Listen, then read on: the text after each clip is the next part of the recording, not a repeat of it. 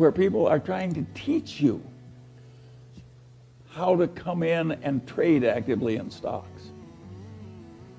Well, I regard that as roughly equivalent to trying to induce a bunch of young people to start off on heroin. It is really stupid. And when you're already rich, to make your money by encouraging people to get rich by trading. And then there are people on the TV, another wonderful place. And they say, I have this book that will teach you how to make 300% a year.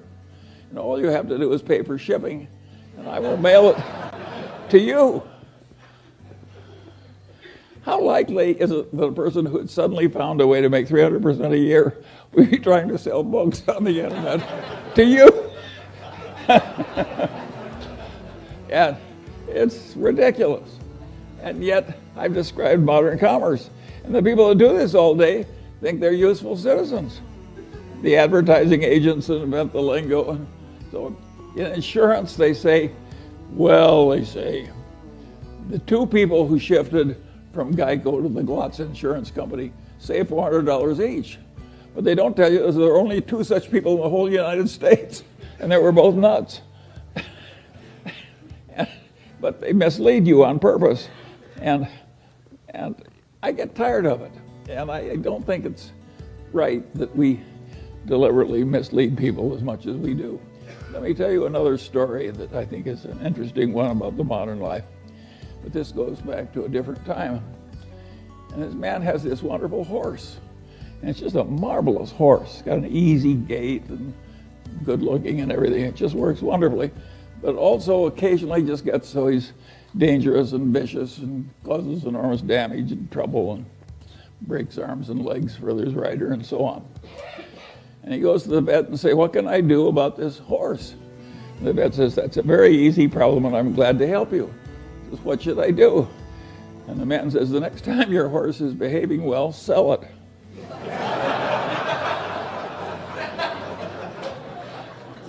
Well, think of how immoral that is.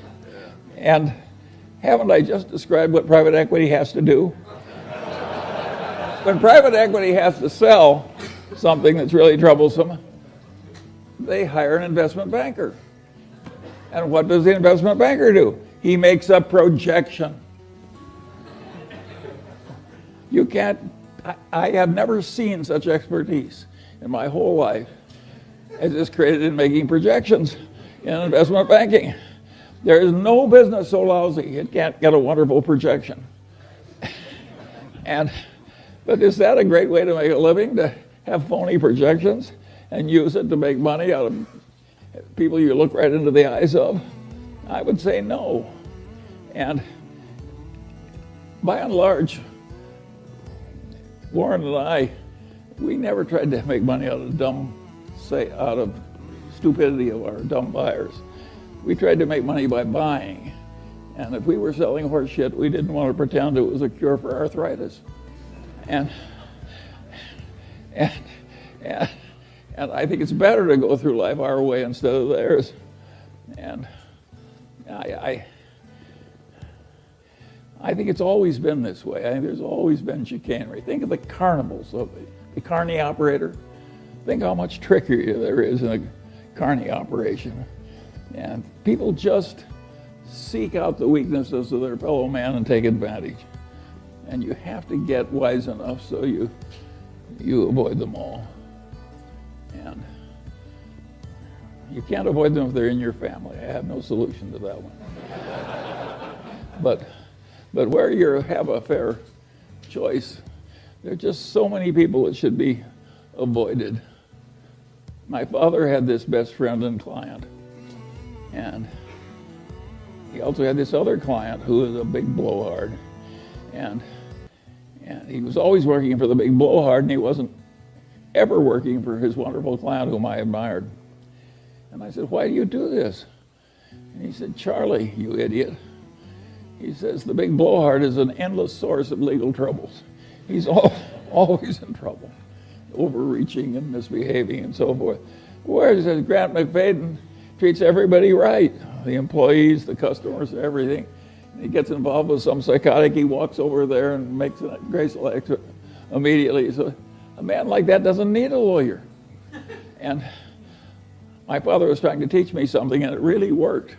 I spent my whole life trying to be like Grant McFadden. And I want to tell you, it works. It really works. Peter Coffin is always telling me if the crooks only knew how much money you could make by being honest, they'd all behave differently. Warren has a wonderful saying I like. He says, if you take the high road, it's never crowded. and it's worked. Take the Daily Journal Corporation. We made quite a few millions of dollars out of the foreclosure boom because we published legal notices and we dominated the publication of foreclosure notices in the worst real estate depression in the history of modern times. And we could have raised our prices at the time and made more tens of millions of dollars, but we didn't do it. You know, when your fellow citizens are losing their damn houses in the worst recession, Charlie Munger, billionaire, raises prices. If it would look lousy on the front page of the paper for people around the honest way, should you do it? And the answer is no, of course not. Particularly when Warren always said it's probably always a mistake to marry for money, and it's really stupid if you're already rich. and it's really stupid when you're already rich to get a reputation of being a total no-goodnik. Rick Guerin always loved the story about the guy who had been a total miscreant all his life, and he died, and the minister said, now is the time in the funeral ceremony when somebody says something nice about the deceased. And nobody came forward, and nobody came forward, and nobody came forward. Finally, one guy stood up, and he said, well, he said his brother was worse.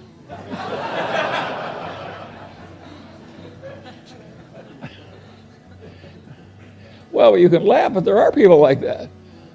When Harry Cohn died here, the saying was everybody went to the funeral to make sure he was dead. and so there are a few simple truths that really work.